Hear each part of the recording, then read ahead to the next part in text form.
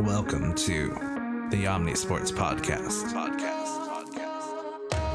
Featuring your host, Bobby Labita.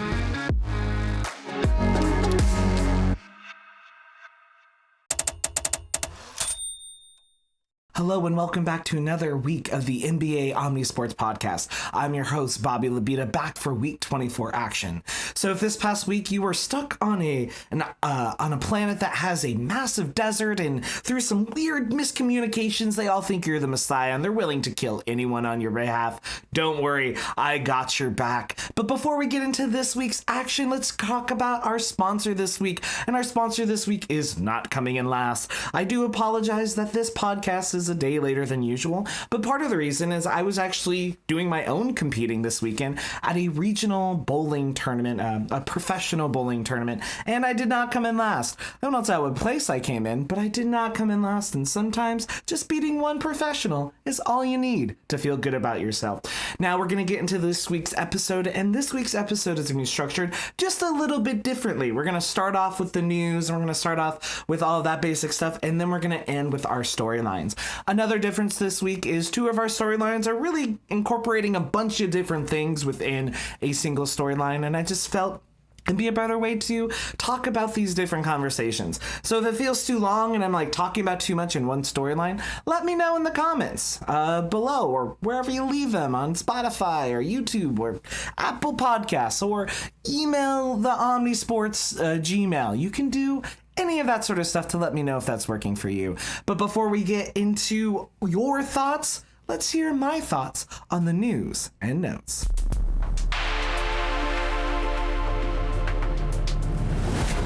News and notes. All right, we're coming up to the end of the season and we have lots of news and notes, and this is primarily going to be injury focused, but we will also talk about the NCAA tournament because even though this is an NBA podcast, we're really just talking about basketball. So we'll talk about that in our news and notes section before we get into our storylines. Now, the first bit of news and notes is that Joel Embiid is back playing basketball, and this is going to be a huge difference maker in the East. This can seismically change who we think could make it out of the East, and also seismically change how far the Sixers were going to go. I think many people kind of view the Sixers as dead because they really didn't think Embiid was coming back, especially with how his injury looked when it happened in the game. But no, he's back playing basketball and giving the Sixers, leading them to some victories. And also almost back, we have Trae Young. Trae Young is gearing up to play some basketball activities, and the Hawks are hoping he can play a couple games in the regular season before they play in the play-in. If you are unaware, and we'll mention this later, but all 20 teams that are going to be in the play-ins have been decided. What those seeds are will actually possibly vary widely by the time you hear this and by the next time there's a pod, but we know which teams are going to be in the play-in, and the Hawks are one of them. So I'm sure they're hoping that Trae Young can make it back, and we should look forward to that, in that Trae Young potentially is auditioning for a new team next year, and also Trae Young has been successful in the playoffs before, and maybe the Hawks can do some weird damage. I'm trying to hold back any expectations after last year an 8th seed and a 7th seed made it so far. And then in unfortunate news, Julius Randle is going to be out for the rest of the season. When he was injured 2 months ago, they said, we'll give you an update in 2 months. And that update is, unfortunately, his season is done. The Knicks still have done very well in spite of his absence. Jalen Brunson has been doing great. OG Anunoby is thankfully back, and his defense is really important. We'll talk about the Knicks a little more towards the end of storyline 1, but unfortunately, Randall is out for the season. And in our last bit of basketball NBA news, Rajon Rondo has officially retired from the NBA. I don't know if you call it official retirement because he mentioned it like on a podcast. So, I mean, that's official. It's coming from his own mouth. But it's kind of feels weird in that he never officially retired, but he hasn't been playing basketball. So it's kind of like in that weird space of like, is this something we already knew? Has he been retired and we didn't know? Well, Now we know. Rajon Rondo has been retired. He was great for the Celtics. He was actually very important in the Lakers in their championship run. And LeBron James and many other players will speak to that. Rajon Rondo is one of the smartest basketball players that's ever played the game, and he can just see how the game is developing. Now, from the news and notes of the NBA, we're going to talk about some news and notes from the college basketball world. So this past week, March Madness came to its conclusion. First, going to talk about the men's final, just because for once, well, not for once, but thankfully, I don't know, thankfully, some adjective, the men's finals may be the least interesting of the finals, because we'll talk about the women's final in a second. But UConn went back to back and they beat Purdue in the championship game. They could not, it doesn't matter that Purdue had Eddie.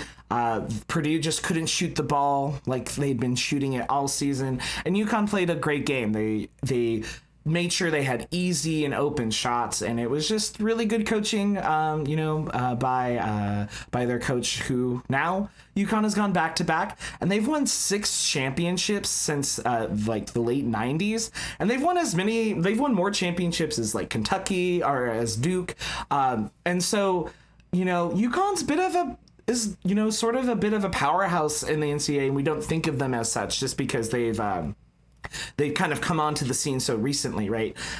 When we think about these blue chip programs, if you haven't heard the term blue chip, it's basically these programs we see as the long time legacy programs, UCLA, Duke, those sorts of programs that we associate with long-term historical success at the college basketball level.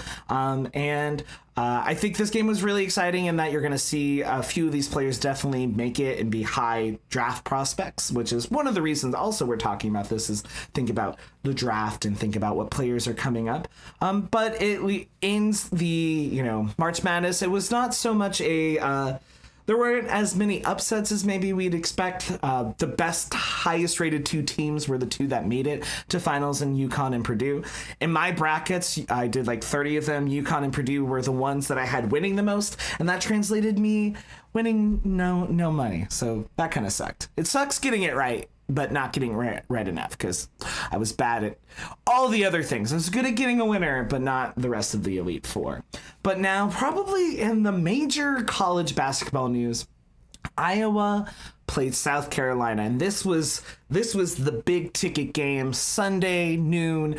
No real conflicts in terms of sports, and they had the highest ratings that I think a basketball game has had in a long time. Doesn't matter what venue the basketball game is.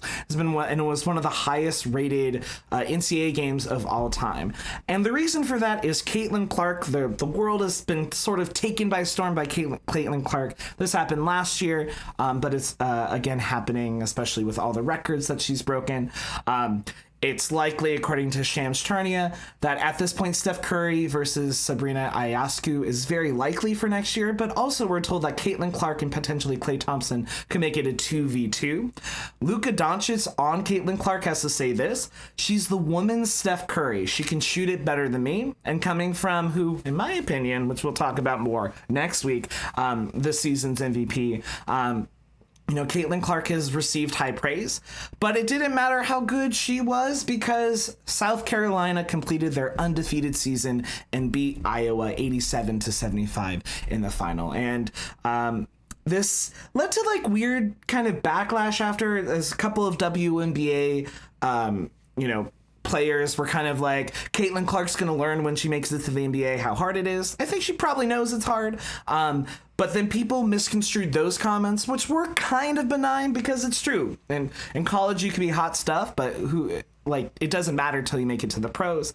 But then a lot of people reacted negatively to these basketball players who were critiquing Caitlin, sort of saying what do you know? And it's like, well, they do know, because they're actually in the league, and you're just some random guy with Cheetos dust on his fingers in his mom's basement. But it's very interesting that Caitlin Clark has kind of created this cult of people excited to watch her, which is great. I love that women's basketball is growing. It just kind of gives me like a LeBron-ish fans vibe, where if you say anything bad about the player, even if it's fair, that you're kind of attacked for it. But I think ultimately this is really good for just basketball in general, but especially women's sports. The fact that the NCAA, like, we can see, like, people will watch and will watch it, you know, sort of build it, and they will come.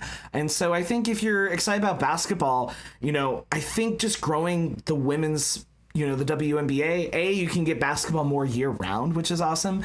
And B, I think you'll see more growth in the sport. And so, for example, the Hornets just this week have got permission to interview the Kings G League coach, who's a woman. And so we can see that hopefully we'll slowly break some of these barriers and these perceptions of where women fit in the sports, especially in a sport like basketball, where, yeah, being tall is helpful, but having finesse, you know, doesn't matter what gender you are if you can shoot the basket from 40 feet away and hit it all the time, like Caitlin. So those are your news and notes for the week.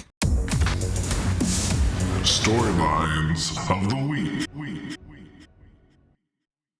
1. I've made a lot of notes. I will say that. I won't share that. But we don't bring the necessary professionalism, seriousness on the road. And that's something that we can fix. That's something we're going to have to fix. Our first storyline is we're going to talk about the Bucks and Doc Rivers, and then we're going to transition that into talking about the East. But, you know, I feel like I'm a broken record, but sometimes records are broken because they're right. I don't know. A watch clock grows in paint. Anyway, Duck Rivers, that's what I should call him, Duck Rivers. But since taking over the Bucks, Doc Rivers has taken the team to a losing record. And it was seen kind of coming to a head this week when they lost to the Raptors, who had a 15-game losing streak. They lost to the Grizzlies, who are playing people you've never heard of because everyone's injured on their team. And they lost to the Wizards, who have Jordan Poole. Enough said. But Doc, as always, is on that blame train. Choo-choo! So after a game this week, after a long, tough road stand that the Bucks had to go on, he said, "I've actually been sitting back and watching everything. Not just our players, but our travel crew. Everything. We don't bring the necessary professionalism, seriousness on the road. Everybody seems happy, you know, but except for me after our game." Don't worry, there's more Doc quotes this episode.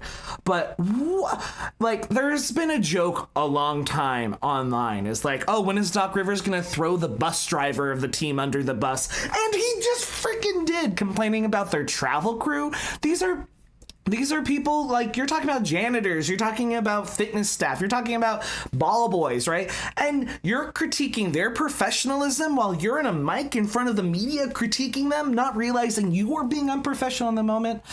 And it's just like, Doc does this, and this is what JJ Redick talked about a few weeks ago that got some blowback where people attacked JJ Redick, but not the argument, because the argument is right, is Doc is never accountable. He always needs to throw someone under the bus, and he found a new group of people to do it. Not even the players, just the travel staff that's around the team.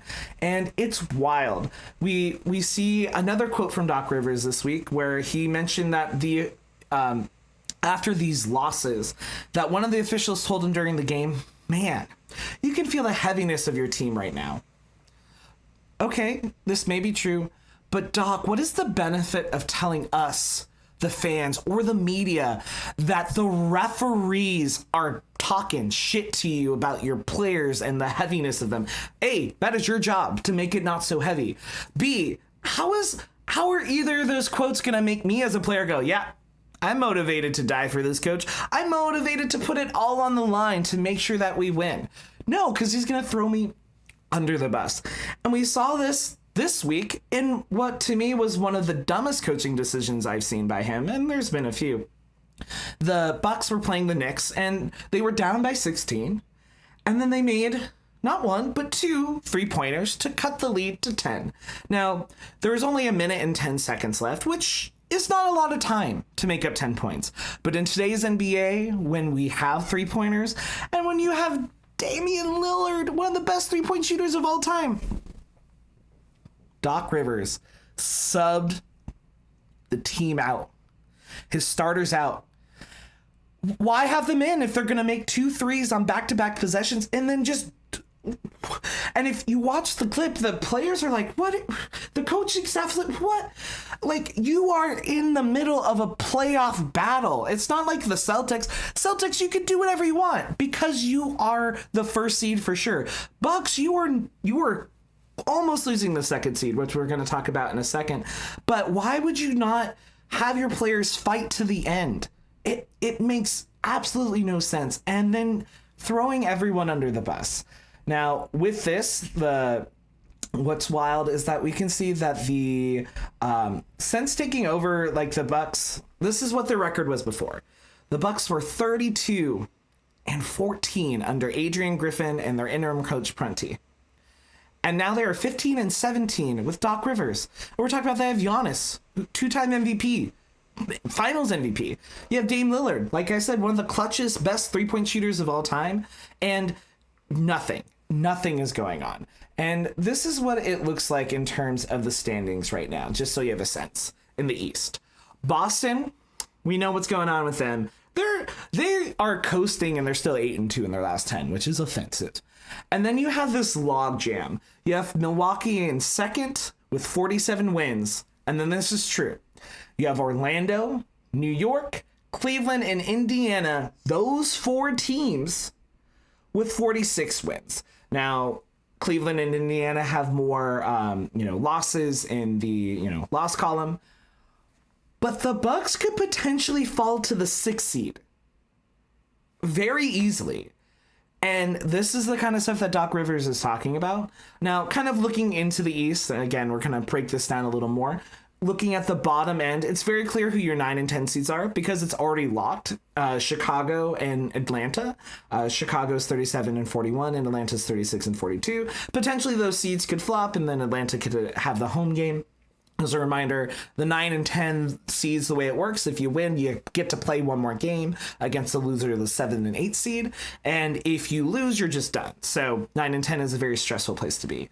You have Miami and the Sixers, who are 43-35 and 44-35 respectively, or 44-35. And so they're close to those upper teams. And so the East is really tight and we can see seeds kind of dramatically changing. I'm really intrigued by the Knicks, who have been playing, they had some injuries, so they haven't been playing well as well, but the Knicks are always a threat. The Orlando Magic are very interesting and spicy to me. If I had to predict right now the second seed, next time you hear this podcast, you can make fun of me, but I would pick Orlando because I think that they do enough. They have a lot of defense, and I think they're just they're playing really good. Even though I think Franz Wagner got hurt, and Wagner got hurt in today's game. And then the Pacers are right now the best of the teams in the last 10 in this group. They're 7-3 in their last 10. So Doc, Milwaukee, I'm not a sports well, usually I don't gamble on sports very often, but man, I would want to face the Bucks right now in the playoffs. And that's a sad thing to say, because at the beginning of the year I did not feel that way with Dame. And things haven't been as smooth as you would hope, but the fact that they still were the second seed, up until this point, shows that they can do enough on talent alone. But unfortunately, I think with coaching, it's not going to take them to the other side. 2. Double team on Murray at the timeline. Ball dislodged ahead to Malachi. Lays it up, lays it in. 50 points for Malachi Flynn off the bench. This second storyline, it's going to be significantly shorter than the first one, and also significantly shorter than the third one. But I normally would do this kind of segment as a heated performance of the week, but I think this warrants its own story. Malachi Flynn, I had to do my research, had a 50-point game against the Hawks this week. He went 56-5. He had 5 steals. He went 18-25 in field goals off the bench. And the reason I am talking about this is that and I mean this, not clickbaity, is probably the most unlikely 50-point game in NBA history. We're talking about a player off the bench, and in his career, he averages 5 points per game. So we're talking about a player who in one game did 10x, right? What he would normally do in like an incredibly shocking game. And it's just like, it's crazy that would happen. It's also crazy that the Pistons had a 50-point player this year, and it wasn't Cade Cunningham or Jalen Duren. It was Malachi Flynn off the bench, who I didn't even say his name correctly because most people don't hear his name very often. But let this be inspiration to you. Anyone can have their 15 minutes of fame. And Malachi, you had an amazing game, and that shouldn't be taken away from you. Though the very next game, he went like 12, and it was not good. But this is the most unlikely 50-point game in NBA history, and I think that's just really cool that we got to witness it. And a game that probably a lot of people weren't, clamoring to watch, with the Pistons versus the Hawks. 3. You had 3 dunks in the first quarter, and you were smiling after that third one, but you have to dunk when you've got Wembanyama chasing you. He got like 6-7 blocks on me, but we won the game, so that's a good thing. All right, in this last storyline of the week, I'm going to be talking about the West. I'm going to talk about 2 really intense games or fun games that happened this week in the West. And then I'm going to talk about how competitive the West has been this year, and kind of, again, breaking down the standings for all of you. So first, we're going to be talking about Nikola Jokic versus Wemby. The Nuggets versus the Spurs, which was an incredible game. So in this game, Nikola Jokic ended up with 42 points, 16 rebounds, 6 assists, 2 blocks, and 1 steal. And while doing this, he passed Carmelo Anthony for third all-time as a Nuggets scorer, which is crazy because we often think of Carmelo, which he is a prolific scorer, but the fact that Jokic, who is not a prolific scorer, he's a good scorer, but that's not, his MO all the time, was able to pass him. Victor Wembanyama in the same game almost had a quadruple-double. He's going to have a quadruple-double, and it's going to blow our mind. But he had 23 points, 14 rebounds, 9 blocks, 8 assists, and 1 steal. And after the game, Jokic was very complimentary of Wembanyama. He basically was like, I told him to stop doing that, to stop blocking me. And then he blocked me 4 more times. And this game, I think, might be the clearest cut single argument you could give me of why Victor Wembanyama should be Defensive Player of the Year. Going into this game, Nikola Jokic had only a handful of slam dunks all year. He's a center, he's a big guy, he doesn't like jumping. It's Jokic. He wants to score the most efficient way possible. But he ended up almost he almost had a third of the dunks that he's had this whole season in this one game. Because after the game, he mentioned that the only way to make sure he wasn't getting blocked was to dunk it. So think about this. Not Rudy Gobert, not Anthony Davis, not any of these players have changed Jokic's play style so significantly. But Victor Wembanyama, as a rookie, has changed the way that the 2-time MVP, finals MVP of last year, plays on offense. And I think that alone may be the clearest cut, single powerful argument, top of you can look at all of his stats and all of his blocks and all of his steals and all of that. But the fact he required him to play so differently is a testament to the defense that Victor Wembanyama provides. But this wasn't the only really exciting game. The next really exciting game was between the Houston Rockets and the Dallas Mavericks. Now, going into this game, the Rockets could not lose. If they lost one more time, they would be eliminated from the play-in, which is a pretty wild turn of events. About a week or 2 ago, I talked about how the Warriors were at the risk of falling to below the Rockets. The Warriors beat the Rockets, but then the Rockets faced this losing streak, and this was their last chance. And the Rockets were up 28-9 against the Mavericks, which is a really good place to be, until Amen Thompson pushed Max Kleber and got ejected from the game, and the energy shifted. And at the end of regulation, not Kyrie, not Luka Doncic, but Dante Exum hits a buzzer beater to bring it to overtime. And then in overtime, the Mavericks absolutely slaughtered the Rockets in the game. And after the game, Luka and Kyrie were embracing each other. And this is like really interesting because, you know, Kyrie and Luka seem to get along better than Kyrie's gotten along with any of his like teammates before. And just given like Kyrie's beliefs and just who he is as a person, I just would not have expected it. I won't dive much deeper into that because I think I shouldn't, but it's just really interesting to see they're really embracing each other. Really seem to enjoy playing with each other, and it's working. Kyrie was player of the week this week, and he got 48 points in this game. And even though I will next, probably tell you why Luka should be considered MVP heavily, this is a Luka, they work really well together. They're able to stagger, but they're able to play together. And when you have two offensive threats like that, it's just really hard for defenses to deal with. And they ultimately win, and now the Mavericks are that much closer to potentially getting into a higher playoff spot. So looking at the West, just in whole, here's some crazy facts for you. I don't know if they're crazy. Well, I think they're crazy, or else I wouldn't be talking about them. So on February 1st of this year, the Lakers were 25-25 and ninth place in the West. And since then, they have gone 19-8, which is a 70% win percentage. And as a result, they're still ninth in the West, which tells you that's what the rest of the West has been doing, winning at least a 70% clip, which is crazy. And here's another crazy fact. The 10th seed Warriors are closer to the 1 seed Nuggets than the Celtics as the 1 seed are to the Bucks in the East, which just goes to show you how tight it is. The Warriors are 11 games back from the Nuggets, and the Bucks are already 12 games back of the Celtics.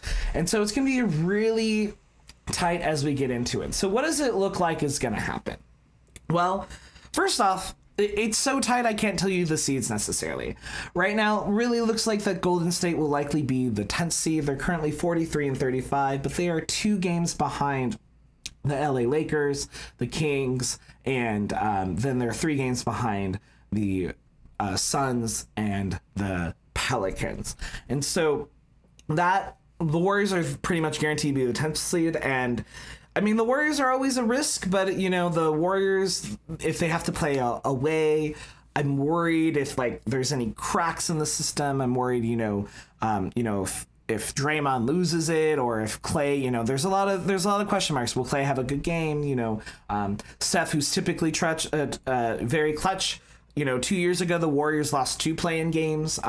It almost felt like the Warriors that season had kind of given up, and I sometimes get the vibes from the Warriors this year that they might have the same kind of mindset. So I could be wrong, but who knows what's going to go on with the Warriors. Then you have a real tight congested between the 6th and the 9th seed. And this is significant because the 6th seed is safe from the play-ins altogether. They get a playoff series to prove their worth. But then you have the Lakers, who are currently the 9th seed, the Kings, and the Pelicans, who are the 7th seed. So that's the current play-in, and then you have the Suns. So kind of looking at this, the Lakers are 8-2 in their last 10 and have been good. Unfortunately, AD got hurt in the last game. He hurt his eye. It looks like he might play, but it's unsure. And LeBron also sat out this game, the last game against the Timberwolves, and they lost by 10. The Kings have been kind of inconsistent. They've been 5-5 in the last 10. And the Kings just this whole year, they've been good, but they don't have the same spark that they did last year. Then you have the Pelicans, which is a really interesting team because they're 4-6 in their last 10, which is not good. But they also had probably one of their better games this week of the whole year, where Zion went off. Zion is peaking at the right moment. He's actually playing a little bit of defense. He's just like an offensive powerhouse. So the Pelicans are always a threat. Then you have the Suns, who are the 6th seed, which, I don't know if it will stay that way. They're 7-3. The question with the Suns always is, will their defense get it together? And then the 5th seed, you have Dallas, who will probably likely end up the 5th seed, and will likely end up playing the Clippers in the 4th seed. it almost looks mathematically very likely that will happen.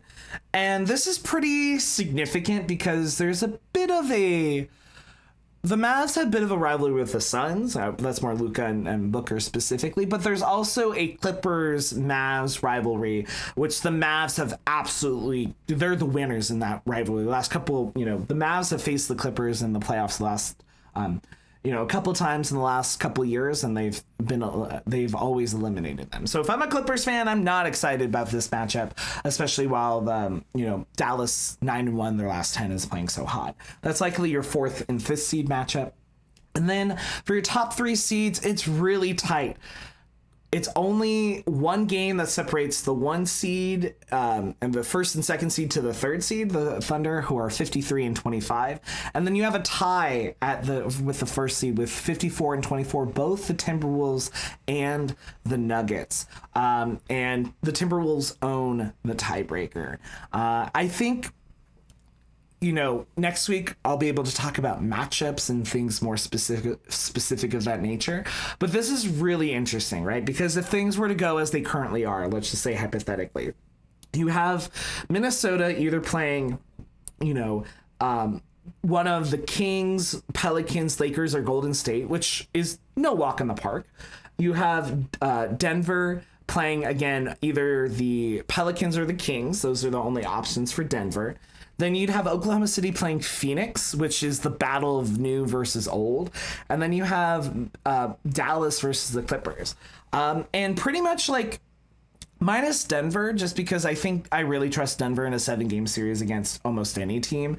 I think the West, as I've been saying, is super wide open. And the fact that you're going to have potentially a 46, 47 win team in the Golden State be the 10th seed. That's ridiculous. That is crazy. And so what's really exciting, though, about, this last week of basketball is that even though we know the playoff teams, we don't know the seeds. And there could be potentially a lot of fluctuation in these last couple games. So make sure to stay tuned. Thank you for listening to another week of the NBA Omnisports podcast. Again, if you like this new format, let me know. Or if you hate it, also let me know. I just want to know your thoughts. I want to engage with you. And I can't engage with you unless I've thrown the bone to you. You've listened to this. Now throw a bone to me. Metaphorically. Don't throw one literally. That could hurt me quite a bit because bones can be quite hard. And sometimes, depending on the bone, quite heavy. I think. I don't know. I don't know much about bones. I'm not a skeleton doctor, but what I am is a podcaster. And speaking of podcasts, we're gonna have a new one coming up soon. That's not just basketball. Soon we're gonna be talking about baseball, and I'm gonna have my friend Zach Rome, who is been my friend for a long time and has also worked in the sports industry.